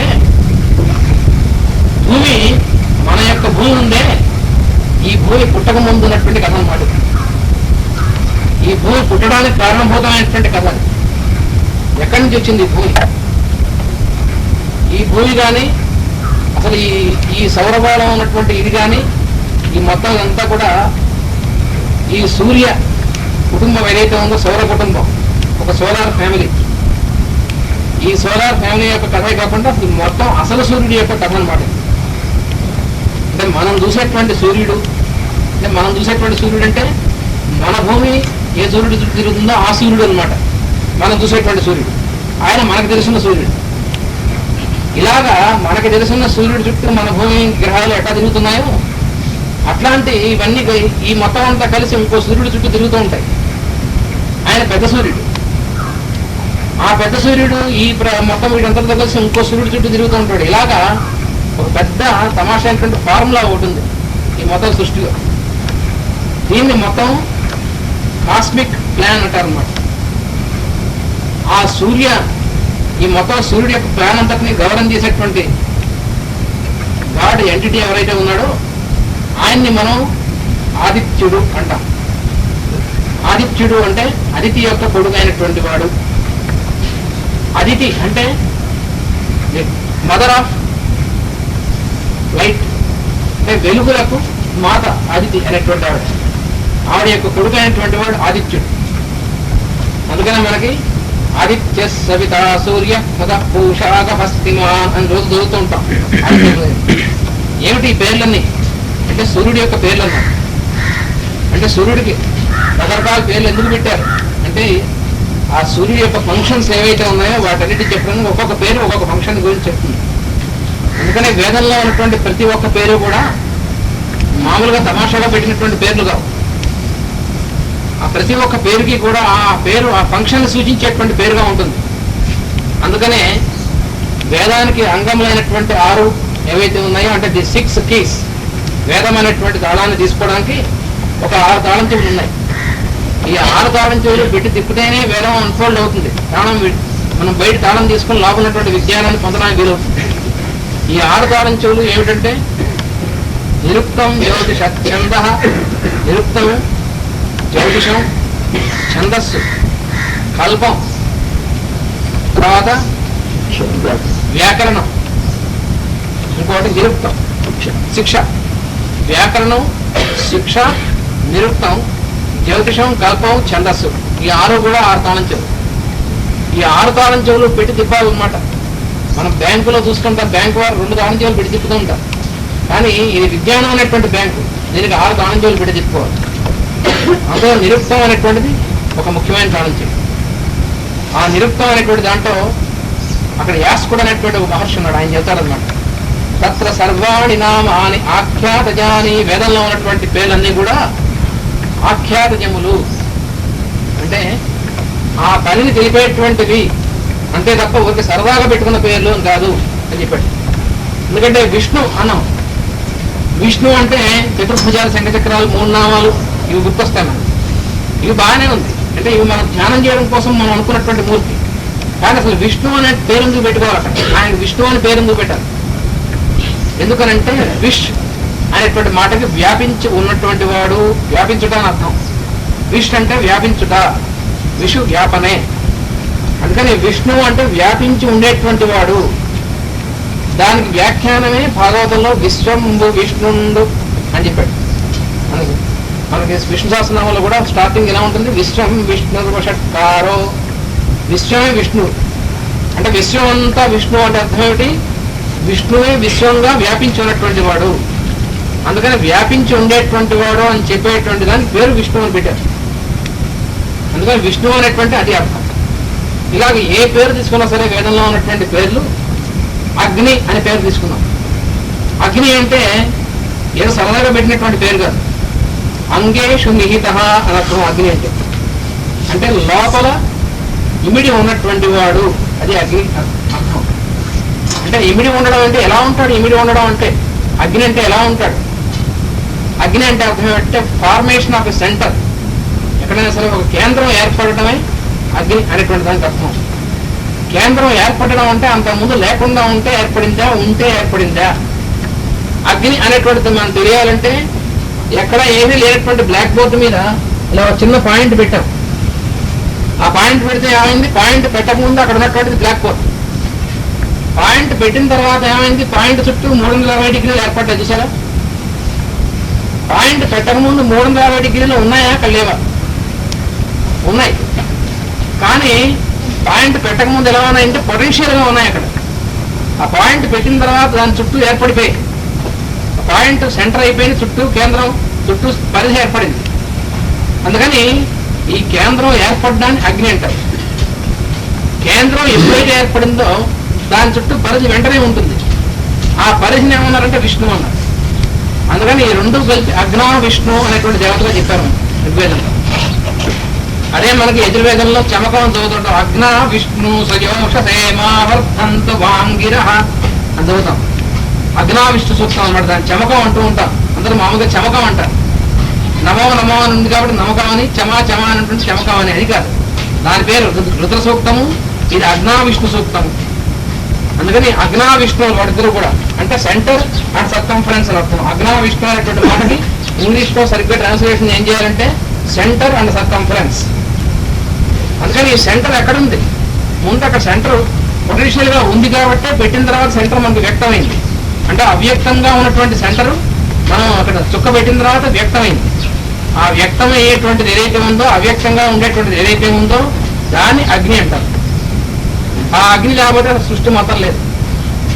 ఎందుకనంటే అంగేషు నిహిత, లోపల ఇమిడి ఉన్నటువంటి వాడు. అందుకని అగ్ని అనేటువంటి పేరు అందుకిచ్చారు ఆయన. వేదంలో ఏ పేరు తీసుకున్నా సరే ఆ పేరు ప్రయోజనకరమైనటువంటిది. అంటే దాని యొక్క అర్థం ఆ ఫంక్షన్ని బట్టే పేరు ఉంటుంది తప్ప సరదాగా మనం పెట్టుకున్నటువంటి పేర్లులా ఉండదు. మనం పెట్టుకున్నటువంటి పేర్లు అయితే ఫంక్షన్తో సంబంధం లేకుండా పెట్టుకుంటాం. కానీ అయితే మనం కూడా ఎక్కువ ఆ పేర్లే పెట్టుకుంటాం కాబట్టి ఆ పేర్లు పెట్టుకునేటువంటి సంప్రదాయం మనకి ఎందుకు వచ్చిందంటే మనం కూడా ఆ ఫంక్షన్కి సరిపోయేట్టుగా మన ప్రవృత్తి వెళ్ళడానికి కావాల్సినటువంటి విధంగా ఒక ఏర్పాటు చేశారు. అది మనకి ఉన్నటువంటి సంప్రదాయం. ఆ పేర్లు ఎందుకు పెట్టుకోవాలి? విష్ణు అని ఎందుకు పెట్టుకోవాలి? రాయని పెట్టుకోవచ్చు. కొంతమంది పోరాడుతూ ఉంటారు, తలుపు అని పెట్టుకుంటాను, ట్యూబ్ లైట్ అని పెట్టుకోవచ్చు. ఇవన్నీ వాడి పేర్లు కావా? అంటే వాడి పేరు కానటువంటిది ఎక్కడో వాడు వేరే తీస్తుందాం ఏం ఉండదు. ఎక్కడ కొంతమంది భ్రమలో పడుతూ ఉంటారు. వాడి పేరు కానటువంటి పెట్టినా వాడంటే ఇష్టం లేదు కాబట్టి, వాడి పేరు కానటువంటిది తీసి పెట్టుకుంటాం. వాడి పేరు కానటువంటిది లేదు రాకపోయా. ఎందుకంటే అన్నింటిలో వాడు ఉంటే వాడు కానటువంటిది ఎక్కడ ఉంటుంది? ఇది మొత్తం. అందుకని ఈ అగ్ని అనేటువంటిది కానీ, విష్ణు అనేటువంటిది కానీ, ఇంద్ర అనేటువంటిది కానీ, ఇవన్నీ కూడా అటువంటి పేరు. ఇవంతా కూడా ఎక్కడి నుంచి మనకు కనబడకుండా ఉండేటువంటిది. ఈ కనపడకుండా ఉండేటువంటి శక్తి ఎక్కడి నుంచి ఉంది? కనపడకుండా ఉన్నా ప్రవహిస్తూ ఉంటుంది. అందుకని అసలు ఉన్నటువంటి దాంట్లో మనకు కనబడేటువంటిది ఎన్నో వంతు. అందుకని సరస్వతి సూక్తం తర్వాత వస్తుంది. ఏమిటంటే 4 భాగాల్లో 3 భాగాలు లోపల ఉండిపోతాయి, ఒకటే భాగం బయటికి వ్యక్తం అవుతుందంటాడు. చత్వారివ పరిమిత పదాని 4 భాగాలు ఉంటాయి వాక్కులు, 4 స్టేజెస్. అందులో ఏమిటి? గుహాత్రీణి నిహిత అని 3 భాగాలు గుహలో ఉండిపోతాయి అన్నాడు, బయటికి రావుట. నేం గయంతి ఉరీయం వాచో మనుష్య వదంతి, మనుష్యులు మాట్లాడేటువంటిది 4వ భాగం మాత్రమే అన్నాడు. అంటే వాక్కు ఒకటే కాదు, సృష్టి కూడా 3 వంతులు లోపల ఉండిపోతుంది, ఒక 4వ వంతు మాత్రమే బయటికి వ్యక్తం అవుతుంది. అంటే జాగ్రత్తగా మనం పురాణాలు చూసినట్టయితే పురాణాల్లో ఉన్నటువంటి ప్రతి చోట ఇదే చెప్పబడుతుంది. చూడండి, 3 వంతులంతా కూడా నీళ్లే ఉంటుంది, 1 వంతు మాత్రమే భూమి ఉంటుంది. అవునా కదా? అంటే 3 వంతులు అవ్యక్తంగా ఉంటుంది, 1 వంతు మాత్రమే వ్యక్తం అవుతుంది. అలాగే గర్భంలో పెరుగుతున్నటువంటి శిశువు 9 నెలలు లోపల పెరుగుతాడు, ఆ బయటికి వచ్చేటువంటిది 1/4 మాత్రమే అన్నాడు. ఇదేమిటండి, బయటికి వచ్చిన తర్వాత వాడు 60 ఏళ్ళు 70 ఏళ్ళు బతుకుతాడు, ఈ ముందున్నటువంటి 9 నెలలే కదంటే అది కాదురా. ఆ ముందున్నటువంటి 9 నెలలు ఏదైతే ఉందో అది దేవమానమైనటువంటిది. ఈ బయటికి వచ్చినటువంటిది 3 నెలలే ఈ మొత్తం అంతా కూడా. అందుకని ఈ 3 నెలలు కూడా 3 రూపాయలు 90 సంవత్సరాలు ఎవరేజ్గా చెప్పినటువంటిది. అందుకని బయటకు వచ్చేప్పటికి మనుష్యమానం కాబట్టి మనకి సంవత్సరం అయితే సూర్యుడికి 1 రోజు అనమాట. ఇలాగ మనం కనుక లెక్క వేస్తే మన సంవత్సరం దేవతలకు 1 రోజు. అందుకని మనకి 90 సంవత్సరాలు అంటే వాడికి 90 రోజులు అంటే 3 నెలలు అనమాట. అందుకని 9 నెలలు లోపల నాడు 3 వంతులు, మిగతా 3 వంతులు మాత్రమే బయట జీవిస్తాడు. అందుకని ఎప్పుడు కూడా 3/4 హిడెన్గా ఉంటుంది, 1/4 మాత్రమే బయటకు వస్తుంది. ఇది సృష్టిలో ఉన్నటువంటి రహస్యం. వాక్కి సృష్టికి తేడా లేదు, వాక్కే సృష్టి, సృష్టి వాక్. అందుకని సరస్వతి సూక్తం కనుక మనకు అందితే సృష్టి మొత్తాన్ని మనం అర్థం చేసుకున్నటువంటి వాళ్ళు అవుతాం. ఆ కావాలంటే సరస్వతి యొక్క అనుగ్రహం ఉండాలి. సరస్వతి యొక్క అనుగ్రహం ఉండాలంటే ఆమెను మనం ఉపాసించాలి. అందుకని సరస్వతి అనేటువంటి మాటకి ఏమిటంటే సర్ అంటే ప్రవహించినట్టుది. అందుకని ప్రవహించేటువంటిది వాక్కు ప్రవహిస్తుంది. మనం ఒకరు ఉచ్చరిస్తూ ఉంటే ఇంకోటి వింటున్నాం. ఎలా వింటున్నాం అంటే ప్రవాహం వలన. అయితే ప్రవాహం అంటే మనం ఇంకో రకంగా అర్థం చేసుకుంటాం. ఇక్కడ ఏదో ఒకటి మొదలెట్టి ఇది ఎక్కడి నుంచి ఇలా డిస్ప్లేస్మెంట్, అది తప్పదు. డిస్ప్లేస్మెంట్ ఏం లేదు, అది డిస్ప్లేస్మెంట్ కాదు. ఆ థియరీ చాలా తప్పు, చాలా సైంటిఫిక్ అడ్వాన్స్ థియరీ అనుకుంటా. ఫిజిక్స్ వాళ్ళు గట్టిగా చెప్తుంటారు దబాయించి. ప్రాక్టికల్ ఒక చోట నుంచి ఒక డిస్ప్లేస్మెంట్ జరుగుతుంది. సరస్వతి వాక్ డిస్ప్లేస్మెంట్ కాదు, వాక్ ఎప్పుడు ప్లేస్మెంటే కానీ డిస్ప్లేస్మెంట్లు మిస్ప్లేస్మెంట్లు ఇవి ఉండవు. వాక్కి ఎప్పుడు అనుచోట్ల ఉండేటువంటిదే వాక్, ఆల్ పొటెన్షియల్ అనేటువంటిది. అందుకని అయితే ప్రవహించడం అంటే ఇప్పుడు అది లైట్ ఎలా వస్తుంది అంటే ప్రవహిస్తుంది అన్నాడు. ఫిజిక్స్లో ఏం చెప్పారంటే లైట్ ఎలా వస్తుందంటే ప్రవహిస్తుంది, ఒక చోట నుంచి ఒక చోట ప్రవహిస్తుంది అని దాని స్పీడ్ కూడా చెప్పారు. 1 సెకండ్కి ఇన్ని లక్షల కిలోమీటర్ల స్పీడ్తో ప్రవహిస్తుంది. ఇప్పుడు కొత్తగా లేటెస్ట్గా ఏమంటారంటే సైంటిస్టులు అభివృద్ధి ప్రవహించడం కాదు, థియరీ ఆఫ్ ఆల్టర్నేషన్ అందువల్ల కనిపిస్తుంది. అంటే వాళ్ళకి ఏమిటి, ఒక్కొక్కసారి ఒక్కొక్కరి మనోవికాసం బుద్ధి వికాసం వచ్చేప్పుడు కొత్తగా కనిపెడుతున్నారు. కానీ అసలు చెప్పబడినటువంటిది ఎప్పుడూ ఉంది, ఎటర్నల్ ట్రూత్. సరస్వతి సూక్తం చూసినట్టయితే వాళ్ళు తెలుస్తుంది. లైట్ ప్రవహించడం అంటూ ఉండదు, లైట్ ఎప్పుడు అన్ని చోట్ల ఉంటుంది. మరి అయితే ప్రవహించడం ఏంటి, మరి అన్ని చోట్ల ఉండేదని చెప్తుండే మళ్ళీ సరస్వతి ఏమిటి, సర అంటే ఏమిటి అంటే ఎలక్ట్రిసిటీ ఉంది. ఎలక్ట్రిసిటీ అక్కడ స్విచ్ వేసిన తర్వాత ఈ వైర్ ద్వారా ఎలక్ట్రిసిటీ ప్రవహిస్తుంది అంటున్నాం. ఎంతవరకు కరెక్ట్? ప్రవహించడం నిజమేనా? నిజమే. ప్రవహించకపోతే ఎట్లా వస్తుంది ఇక్కడ ఎలక్ట్రిసిటీ? కానీ ప్రవహించడం కొంతవరకే నిజం. ప్రవహించడం అంటే అక్కడ అర్థం ఏంటంటే మనం అనుకున్నట్టుగా నీళ్లు ఆ ఎత్తుగా ఉన్న చోట కొడితే డౌన్ ఇక్కడ వచ్చేట ప్రవహిస్తున్న ఆ ప్రవహించడం కాదు. ఇది మనకి వ్యక్తమైనటువంటి ప్రవాహం కాబట్టి ఇలా ఉంది. అవ్యక్తమైన ప్రవాహం అట్లా ఉండదు. అవ్యక్తమైన ప్రవాహం ఎలా ఉంటుంది, మనం అక్కడ కరెంట్ అక్కడ స్విచ్ వేయంగానే ఇక్కడ లైట్ వెలుగుతుంది. ఏమైనా టైం పడుతుందా? ఇన్స్టంటేనియస్ గాను. కానీ అది కూడా ప్రవాహమే, ప్రవహిస్తుంది అంటున్నాం. నిజమే, కరెక్టే మనం అంటుంది. కానీ ఏ రకమైన ప్రవాహం? మనం నీళ్ళు చూస్తున్నటువంటి ప్రవాహం లాంటిదా? కాదు. ఎందుకంటే ఇది వ్యక్తమైన ప్రవాహం కాబట్టి ఒక చోట నుంచి ఇంకో చోటికి రావడానికి టైము, కాలము, దూరం ఇవన్నీ పనిచేస్తుంటాయి. కానీ అవ్యక్తమైనటువంటి ప్రవాహానికి కాలము దూరము ఉండదు. అందుకని ఎలక్ట్రిసిటీ అనేటువంటిది ప్రవాహం ఎటువంటిదంటే అవ్యక్తంగా ఉన్నటువంటిది వ్యక్తం అవడం, ఒకసారి ప్రవహించడానికి. ప్రవాహం అంటే ఒకసారి ఫుల్గా వ్యక్తం అవడం తప్ప ఇంకోటి ఏం లేదు. అది ఎలక్ట్రిసిటీ అనేటువంటి పవర్ ఉన్నటువంటిది. అందుకని వాక్ అన్నా, ప్రాణం అన్నా, ఎలక్ట్రిసిటీ అన్నా ఇవన్నీ కూడా ఒకటే. ఎలక్ట్రిసిటీ అంటే ఏమిటంటే it is nothing different from our life force. మన ప్రాణశక్తి అంటే ఏమిటో అది ఎలక్ట్రిసిటీ కూడా అంటే అదే. ఆ ఎలక్ట్రిసిటీ అనేటువంటిది మహాప్రాణము, మహాచైతన్యము. మనది దీంట్లో లిమిటెడ్, అంటే ఎప్పుడైతే మనకి ఒక శరీరము ఒక లిమిటేషన్ ఉందో దీంట్లో మనకి లిమిటెడ్గా ఉన్నటువంటి శక్తి అన్నమాట. అయితే ఈ లిమిటెడ్గా ఉన్నటువంటి శక్తికి ఎప్పుడు అన్లిమిటెడ్గా ఉన్నటువంటి శక్తి నుంచి ప్రవాహం ఉంటుంది కాబట్టి నిలిచింది. ప్రతి క్షణం కూడా మన చుట్టూ ఉన్నటువంటి ఆకాశం నుంచి, ఆకాశం అంటే శూన్యం అనుకుంటారు, శూన్యం కాదు. ఆకాశం అంటే చాలా మంది పండితులు కూడా అనుకుంటారు ఆకాశం గగనం శూన్యం అని చెప్తుంటారు. శూన్యం కాదు అది. పూర్ణమద పూర్ణమిదం అని ఉపనిషత్తు చెప్తుంటే శూన్యం అని చెప్తే అలా శూన్యం అంటే చెప్పేటువంటి కూడా బుర్రలో శూన్యం ఉండొచ్చు, కానీ ఆకాశంలో శూన్యం లేదు. ఆకాశంలో శూన్యం ఉంటే నిజంగాను వ్యక్తం అయ్యేటువంటి ఎలా వ్యక్తం అవుతున్నాయి? ఆకాశం అంటే శూన్యం అవునా కాదా అని టెస్ట్ ఏమిటంటే అగ్గిపుల్ల గీస్తే నిప్పు వస్తుంది. ఎక్కడి నుంచి వస్తుంది? ఆకాశంలోంచినా. అలాగే ఒక విత్తనం వేసి నీళ్లు పోస్తే అందులోంచి మొక్క మొలకెత్తుతుంది. ఎక్కడి నుంచి మొలకెత్తుతుంది? ఆ విత్తనంలో మొక్క ఉందా, కనబడుతుందా? ఎక్కడైనా మైక్రోస్కోప్ పెట్టినా కనబడదే. ఎట్లా వస్తుంది? అందులోంచి ఆకాశంలోంచి దానికి కావాల్సినటువంటి శక్తి దాంట్లోకి వస్తుంది. దానివల్ల ఎలిమెంట్స్ అవి దాంట్లోకి వస్తున్నాయి. అందుకని వ్యక్తం అవుతుంది. అందుకని అవ్యక్తంగా ఉన్నటువంటిది వ్యక్తం అవడమే. దాన్నే ది బర్త్ ఆఫ్ ఆబ్జెక్టివిటీ అంటారు. The science of the birth of objectivity. దాన్నే అరణ్య విద్య అన్నారు. ఆ అరణ్య విద్య గురించి చెప్పేటువంటిది ఆరణ్యకములు.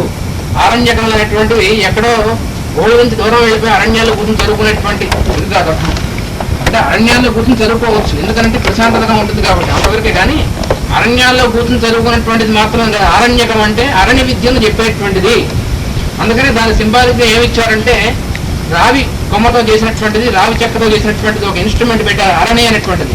యజ్ఞానికి కావాల్సినటువంటి అగ్నిని ఎక్కడ తీయాలంటే అగ్గిపుల్ల గీసి తీయకూడదు అన్నాడు. ఆ అరణిలో పెట్టి తిప్పితే దాంట్లో వచ్చేటువంటి అగ్ని ఏదైతే ఉందో దాంతో యజ్ఞం చేయమన్నారు. ఎందుకు చెప్పారు ఇదంతా అంటే సబ్జెక్టివిటీ అంటే అంతర్భూతమైనటువంటి దాంట్లో నుంచి బయటికి బహిర్భూతం అవడం ఆబ్జెక్టివిటీ, బర్త్ ఆఫ్ ఆబ్జెక్టివిటీ ఏదైతే ఉందో దాన్ని మనం తెలియజేయడం కోసం ఒక ఇన్స్ట్రుమెంట్ని అక్కడ సింబల్గా పెట్టారు. అదే అరణ్య విద్య అంటే. అది చెప్పేటువంటిది ఆరణ్యకములు. అందుకని ఈ మొత్తం అంతా కూడా ప్రవాహం, ప్రసరణం అంటే ఏమిటి, ఎలా ఉంటుందంటే మొత్తం అంతా కూడా ఉన్నటువంటిది పొటెన్షియల్గా వ్యాపించి ఉన్నటువంటిది ఏదైతే ఉందో అది వ్యక్తం అవడమే. అది సరస్వతి యొక్క ప్రసరణం అంటే అది. అందుకని సరస్వతి అనేటువంటి మాటకి ఇంత అర్థం ఉంది. కానీ సరస్వతి అనే మాట గురించి మనం చెప్పుకుంటే ఏమీ లేదు. మనం చాలాసేపు చాలా చెప్పుకున్నాం అనుకుంటున్నాం, కానీ మనం చెప్పుకుంది చాలా కొంచెం. ఎందుకంటే సరస్వతి అసలు వ్యక్తమయ్యేటువంటి చాలా కొంచెం, మొత్తం వ్యక్తం అవందే ఎక్కువ ఉంటుంది. అటువంటి సరస్వతి అని పేరు. సర అనేటువంటి దానికి మాట ఇది. ఇంకా సరస్వతి అనే మాటకు అర్థం ఏమిటి? సరస్వతి అంటే ప్రవహించేటువంటి ప్రవృత్తి కలిగినటువంటిది, అది అర్థం సరస్వతి అనేటువంటి మాటకి.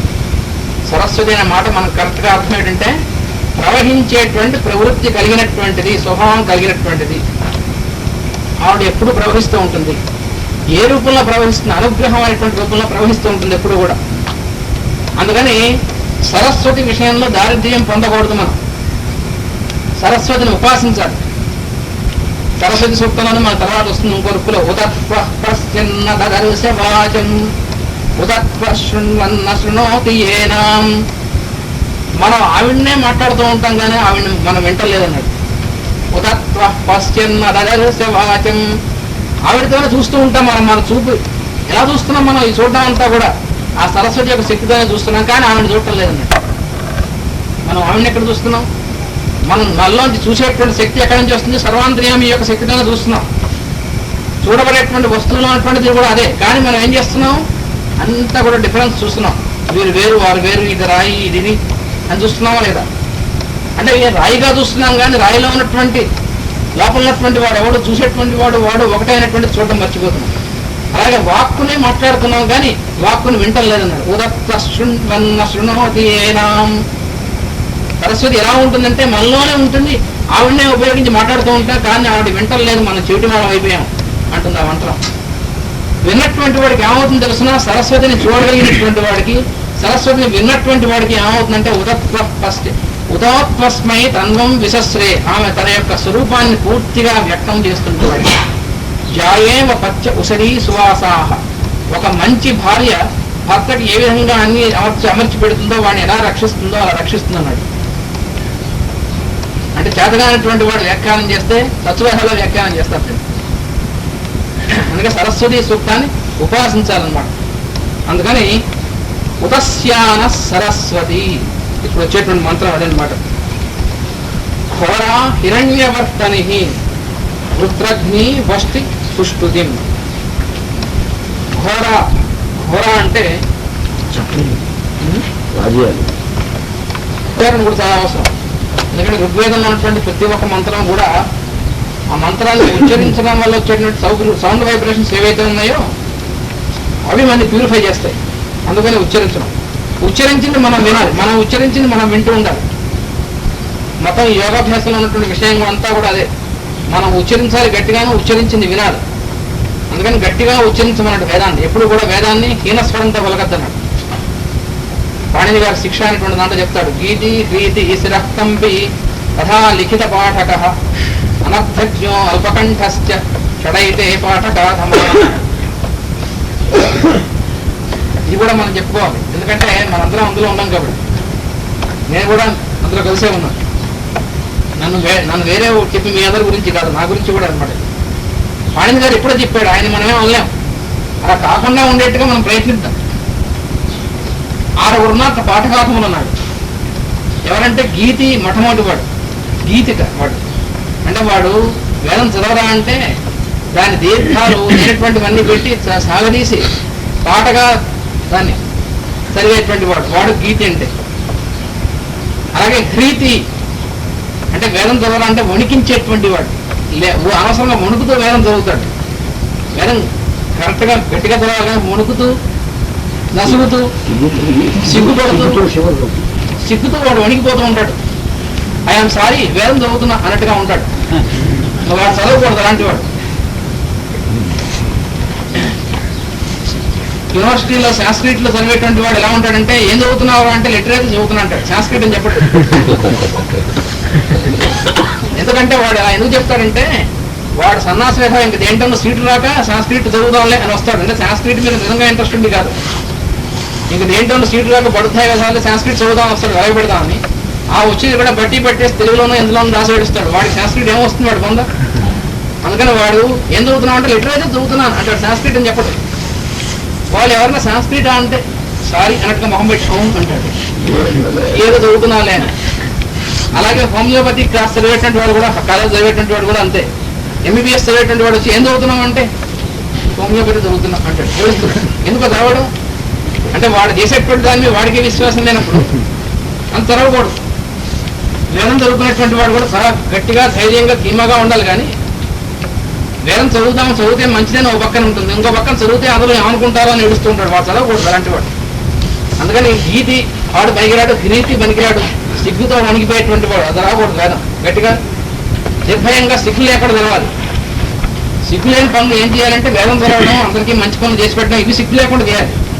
మనం అవి కాదు, మనం అవి గట్టిగా సిగ్గుపడిపోతాం. చేయబడిన పనులు సిగ్గు లేకుండా చేస్తుంటాం.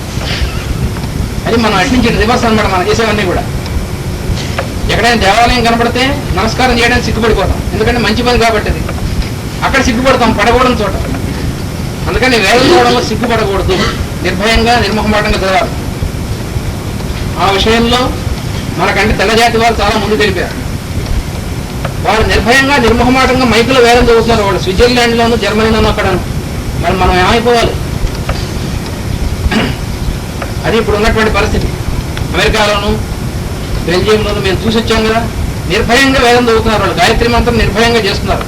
మనమేమో గాయత్రి మంత్రం ఎవరికి వినబడకూడదు, వీడు గాయత్రి చేస్తున్నాడని ఎవడో అనుకోకూడదు. అలా ఉంటుంది మరి. అందుకని గాయత్రి మనకి ఏం పలుకుతుంది? గాయత్రి పవర్ మనకు ఉంటుందా? సహస్ర గాయత్రి చేసిన వాటే, 1,00,000 గాయత్రి చేసిన వాటే ఏం లాభాలు లేవాడికి అలా చేస్తే. ఆ 1,00,000 ఉంటుంది తప్ప గాయత్రి ఏమి ఉండదు వాడికి. అందుకని శిరఃకంపి మూడోవాడు వాడు వేదం చదవాలంటే సహస్ర శీర్ష పురుష అది శిరస్లాగా వాడికి అంటే వేదం ఒక మనసు చెప్పేప్పటికి వీడు బుర్ర ఇక్కడ పట్టేస్తున్నాడు. వాడు శిరస్కంటు మెనంజైటిస్ వచ్చినట్టుగా చెప్పుగా పెట్టేస్తుంది, తర్వాత రుస్టాక్సీలో వేసుకోవాల్సి వస్తుంది. అలాంటి వాడు అనమాట. అందుకని వాడు కూడా లాభం లేనాడు. శిరకంపనం చేయకూడదు, చక్కగా చిలుగా కూర్చుని చదవాలి. కానీ ఆ స్వరంతో పాటు అంటే వాడి ఉద్దేశం ఏమిటి, తల ఇలా ఎగరేస్తే పైకి అన్నట్టు ఉదాత్తం. సహస్ర అంటే ఇలా అంటే తల పైకి ఎగరేస్తే సహస్రాన్ని పైకి ఉదాత్తం చెప్పినట్టు అనమాట. శీరుషా కిందకి ఇలా అంటే అనుదాత్తం అనమాట. అంటే అలాగే శిరకంపు లాభం లేదు. తర్వాత 4వ వాడు ఎవడంటే అనర్థజ్ఞో అన్నాడు. అంటే అర్థము తెలియకుండా ఉన్నటువంటి వాడు కూడా పెట్టాడు. అమ్మ కొమ్మ వచ్చాడు మాణి గారు వాడు చేస్తారా? అసలు వేదానికి అర్థం లేదే కదా అందరూ చెప్పేది. చాలా మంది ఏంటంటే వేదానికి అర్థం లేదు, వేదం చదువుకోవాలి కానీ అర్థం ఏమిటి నాన్ సెన్స్ అని తప్పడుతూ ఉంటారు. వీళ్ళు ఇలా తప్పడతారు కలియుగంలో అని తెలిసే ముందే పాణిని గారు ముందే వేశాడు బ్రేక్. ఇక్కడ అర్థజ్ఞం వాడు కూడా పాఠకార్థముడు అన్నాడు. మామూలుగా వేద పండితులు అండి వారు అంటారు 80 ప్రమాణాలు అట్నుంచి క్రమాలు ఏమిటి ఘన జట ఇవన్నీ కూడా వల్లించేస్తూ ఉంటారు. మొత్తం 81 పదాలు అప్పచెప్పేస్తారు. కానీ అర్థం తెలియకపోతే లాభం లేదు రా పైన పాణిని గారు అన్నాడు. మనం కాదు అంది, పాణిని గారు అన్నాడు. అలా అంటాడా అంటే ఏం చేస్తాం అనేసాడు ఎప్పుడో అని మనమేం అనలేము. ఇప్పుడు వీళ్ళంతా వేదవ్యాసుల వారు, పోతన గారు, పాణిని గారు వాళ్ళు నిర్మోహమాటంగా ఎప్పుడూ అనేశారు మన గురించి. అంటే వాళ్ళకి ముందే తెలుసు, వాళ్ళ పంపదేగా వాళ్ళు అన్ని మన గురించి వాళ్ళు ఎప్పుడో అనేసట్టే పెట్టారు. ఇప్పుడు మనం అనేస్తాడా ఇలా అంటాడా ఆయన కోప్పడితే రావాలి, ఎందుకంటే వాళ్ళు ఎప్పుడూ అనేసాడు కాబట్టి. వాళ్ళలో లేకుండా మనం జాగ్రత్తగా చూసుకుంటే పర్వాలేదు. కానీ మనం ఆ కోవలో పడిపోయి అనేసాడని కోప్పడితే ఏం చేస్తాం, అనేసాడు ఎప్పుడు. అందుకని అనర్థజ్ఞుడు కూడా లాభం లేదన్నాడు. అల్పకంఠశ్చ అది కూడా అన్నాడు. లోగా చదివి వణుకుంటున్నట్టు వేదం తెరవద్దన్నాడు. అల్పకంఠుడు వాడు లాభం లేనాడు. ఇంకా లాస్ట్ వాడు ఎవడంటే నాలాంటి వాడు అనమాట. లిఖిత పాఠక అన్నాడు. చూసి చదివేటువంటి వాడు, ఇది కర్మ. చూసి వేదం చదువుతాటువంటి వారు అంటే పాఠకాధముడు అన్నాడు. ఎంత గొప్పవాడైనా సరే పొమ్మన్నాడు. అది పాండ్యం గారు చెప్పింది. మొట్టమొదటి శిక్షలో మొట్టమొదటి చెప్పాడు ఆయన్ని, ఈ 6గురిలో లేకుండా చూసుకోండి రా అబ్బాయి మీరు అన్నాడు. మరి ఎందుకు చెప్పాడు అంటే ఇదివరకు ఎవరు లేరు. ఇదివరకు వేదం ఎలా చెప్పుకునేవాడు అంటే తండ్రి కొడుక్కి వాడి కొడుక్కి, లేదా గురువు శిష్యుడికి వాడి శిష్యుడికి సంత చెప్తూ ఉండేవాడు. ఎప్పుడు చెప్పుకునేవాళ్ళు క్లాస్ రూమ్ లో కూర్చుని చెప్పుకునేవాళ్ళు కాదు. క్లాస్ రూమ్ లో చెప్పుకుని బ్లాక్ బోర్డ్ మీద రాసుకుంటే వేదం కాదు, చచ్చినా కాదు. అంటే ఇప్పుడు గతి లేక మనం చెప్పుకుంటున్నాం, కనీసం ఈ విధంగా చెప్పుకోవాలి కాబట్టి. కానీ అసలు ఎలా చెప్పుకుంటే వస్తుంది వేదం అంటే, ఇలా చెప్పుకుంటే ఎందుకు రావట్లేదు, ఎలా చెప్పుకుంటే అసలు వస్తుంది అంటే, గురువు గారు ఏ పొలం పనులకో లేదా ఏ పని మీద వెళుతుంటే శిష్యులు ఆయనతో కూడా వెళ్ళేవాడు. అంటే ఇప్పటికి కనీసం ఒక 25-30 సంవత్సరాల కిందట వరకు కొంచెం ఈ పద్ధతి ఉండేది. వాళ్ళు అడుగు చెప్తారు. వారి గురువు గారు అయినటువంటి ప్రభాకర్ శాస్త్రి గారు వాళ్ళకి వాళ్ళ గురువు గారు అయినటువంటి తిరుపతి శాస్త్రి గారు వారు ఏం చేసేవాట, ఎప్పుడు క్లాస్ రూమ్ లో చెప్పేవారు పాఠం, పద్యాలు పని కలుగుతాం చెప్పేవారు కాదు. ఆయన రోడ్డు మీద వెళ్తుంటే వీళ్ళు కూడా వెళ్ళేవారు శిష్యులు. వెళ్తుంటే వరే దీని పద్ధతి ఇదిరా, ఈ ఛందస్సు పద్ధతి ఇది, దీని సంగతి ఇది, ఇలా చెప్పాలిరా పద్యం. ఆయన పద్యాలు చెప్తుంటే వీళ్ళు కూడా ఆ పద్యాలు వల్లిస్తూ ఉండేవాడు. వాడు ఏ పాఠం ఆయన చెప్తుంటే ఆ పాఠం వీళ్ళు వల్లించేవాడు. ఎప్పుడు రోడ్డు మీద. అదేంటే రోడ్డు మీద వేదం చదవచ్చునా, హై స్కూల్కి వెళ్తూ పైగా ఆయన హై స్కూల్లో టీచర్ పనిచేసేవాడు. ఆయనతో కూడా వీళ్ళు బయలుదేరేవాడు శిష్యులు అందరూ.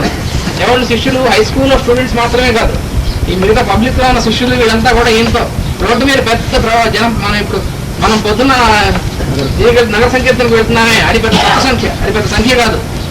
మనం నగర సంకీర్తనకు వెళ్ళినాకంటే ఒక 10 ఇంతలు అంతమంది ఉండేవాడు. వాళ్ళంతా కూడా వెళుతూ ఉండేవాడు. వెళుతూ ఉంటే ఈ పాఠం చెప్తూ ఉండేవాడు, వీళ్ళు వలిస్తూ ఉండేవాడు. అది సంత చెప్పడం అంటే. అలా చెప్పుకుంటే శాస్త్రాలు వస్తాయి. కానీ పెద్ద డిగ్రీల కోసం ఫీజులు కట్టుకుని పెద్ద బిల్డింగ్లు కట్టుకుని యూనివర్సిటీలో చివరికి ఏమవుతాయంటే బిల్డింగ్లు మిగులుతాయి, చదువు మిగలదు. ఒక సెంచరీ 2 సెంచరీలు పోయిన తర్వాత వాళ్ళు బిల్డింగ్లు ఉండేవట మ్యూజియంలో పెట్టుకుంటారు అనమాట. బిల్డింగ్లు ఇప్పుడు పెట్టుకున్నారు. ఆర్కియాలజీ డిపార్ట్మెంట్ చూసారు, ఆ డిపార్ట్మెంట్ పెట్టుకుని ఆ డిపార్ట్మెంట్ లో రాసుకుంటారు. అప్పుడు ఒకప్పుడు యూనివర్సిటీ ఉండేటట్టు దేని మీద అని గోడల మీద రాసుకోవడం పనికొస్తుంది.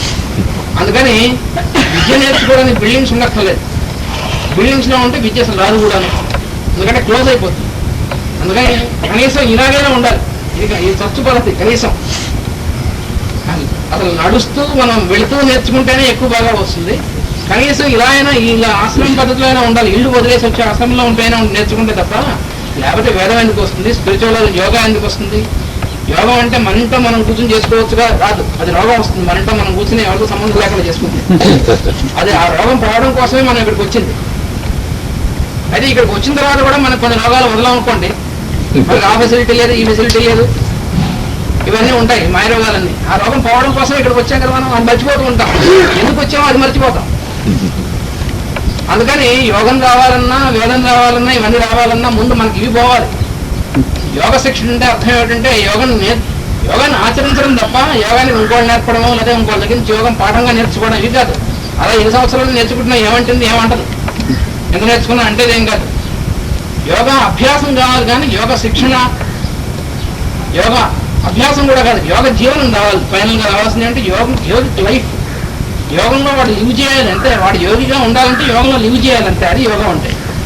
అంతేగాని 2 సంవత్సరాలైనా వీడు యోగ శిక్షిస్తున్నట్టు యోగాన్ని శిక్షిస్తాడు వీడు, దానివల్ల ఏం ఉపయోగం లేదు.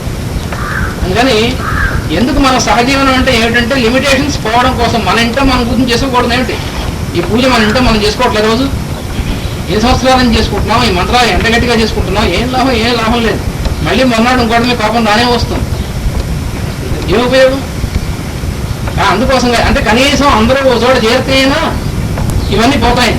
దానికోసం అనమాట ఈ యోగ శిక్షణ అంటే. అది అంటే ఒకళ్ళు ఆయన దర్శించి అందరితో కలిసి ఒక చోట సహజీవనం చేయడం కోసమే పెట్టారు అన్నమాట. అప్పుడే వేదం కాస్త అర్థమైనా, వేదంలో సరస్వతీదేవి మన కటాక్షించిన ఎప్పుడు కటాక్షిస్తుందంటే మనందరం ఒకరితో ఒకళ్ళు అడ్జస్ట్ చేసుకుని సరిగ్గా మాట్లాడుకుని ఒకరితో ఒకళ్ళు చక్కగా ఉండేటువంటి ఏర్పాటు మనం చేసుకుంటే అప్పుడు సరస్వతి మన ఎందుకు ప్రసన్నం అవుతుంది. లేదా ఆవిడ ఎందుకు మనకే అంత కమ్ములు చూస్తే సరస్వతీదేవి మనకి ఎంతకంటే మనకంటే ఇదేనటువంటిది. అసలు మనకు అసలు కనిపించదు ఆవిడ. ఎందుకు కనిపించాలరా సన్యాసి అంటుంది ఆవిడ. అక్కడి నుంచి మాకు నువ్వు దర్శనం ఈ తల్లి అంటే ఎందుకురా నీకు దర్శనం ఇవ్వాలి, నువ్వు ఇంకోటితో కలిసి జీవించలేవా, నీకు నేను దర్శనం ఇవ్వాలి పొమ్మంటుంది. అందుకని సరస్వతీదేవి కటాక్షం రావాలన్నా, వేదం రావాలన్నా, ఇవన్నీ కూడా రావాలంటే ఏం చేయాలంటే కనీసం సంవత్సరంలో ఒకసారైనా ఇలా ఎందుకు పెట్టుకున్నామంటే సంవత్సరం పొడుగుతో మనం పెట్టుకోవడానికి ప్రయత్నం చేస్తామేమో. ఈ జన్మలో కాదు వచ్చే జన్మలో చేస్తామేమో. అందుకని పరమ గురువులు అయినటువంటి వాళ్ళకి వాళ్ళు ఎప్పుడు డిసప్పాయింట్ అవ్వరు. ఎందుకంటే ఈ జన్మలో ఫెయిల్ అయిపోయాం అనుకోండి మనం అందరం కూడా, అయిపోవచ్చు, దాంట్లో సందేహం ఏం లేదు. అయినా వాళ్ళు మళ్ళీ ప్రయత్నం చేస్తూనే ఉంటారు. అది మళ్ళీ కూడా యదా ధర్మస్య అని చెప్పిన దాంట్లో చెప్పాడు. మళ్ళీ వస్తూ ఉంటారు అంటే అర్థం ఏమిటి? మరి నా ప్రయత్నం మానుకున్నా మళ్ళీ చేస్తూ ఉంటాను అర్థం. ఆయన ఎప్పుడు ప్రయత్నం చేస్తుంటాడు మనల్ని చేస్తుండే మనకి అసలు పైకి రావడం కోసం. ఎక్కడ పవిత్రవుతామో అని మన భయం.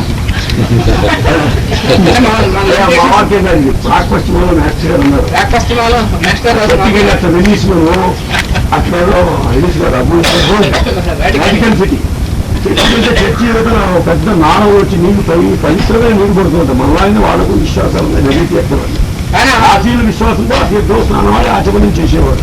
ఇప్పుడు ఏంటంటే అంతా 3 పిల్లలు వాళ్ళు చెట్లు చెట్లు వస్తే చిన్న పోయినట్టు పోవటమే తప్ప అక్కడ ఏరి మాత్రం ఏముందట సాక్షాత్ పవిత్రమైన కళ్యాణమూర్తి ఆ తల్లిని దర్శించడం కానీ ఆ పాదతీర్థంగా సేవించేవాడు వాళ్ళు ఆ తీర్థం ఆచరించడం స్నానం అవ్వడం కానీ చేయలేదు. ఎందుకంటే ఆ ప్రభావం ఏంటంటే పరమేశ్వరుడు దేవుడిని అనుగ్రహించడానికి అనుగ్రహమే ఆ పవిత్ర ప్రభావాన్ని చూపించుకుంటారు. అది ఎక్కడ నెత్తి మీద పడితే బాగుపడిపోతారు.